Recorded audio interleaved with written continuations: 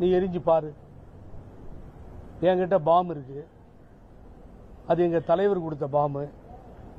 LTD பிரபாகரனை கொண்டு வந்து இங்க கேவலப்படுத்துறது இல்லாம ஏற்கனவே அமரர் Rajiv Gandhi assassination case, ரகுவத்மன் versus Velupillai Prabhakaran, அந்த மாதிரி வழக்குகள் அதையெல்லாம் சந்தித்து எங்கேயோ போய் முடிஞ்ச பின்னாடி என் தலைவர் கொடுத்த பாம்பு இருக்கு, நான் எரிவேன். எரிஞ்சா ஒரு சின்ன அந்த எரிஞ்ச இடமெல்லாம் பெரிய பாதிப்புக்கு உள்ளாகி ஒரு புல்லு பூண்டு கூட அங்கே உனக்கு கிடைக்காது, வேணா எரியட்டுமா, என் கையில் பாம்பு இருக்கு. இதான் சார் எலெக்ஷன். தமிழ்நாடு பூரா தீப்பிடிச்சு எரியுமா?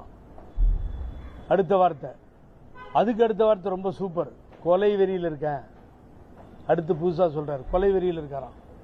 யாரையா போய் கொலை பண்ணு, யார் வேணான்றா உன்ன, எங்க வேணாலும் கொலை பண்ணு. நீ கொலை வெறியில் இருந்தா ஈரோடு மக்களா கிடைச்சாங்க.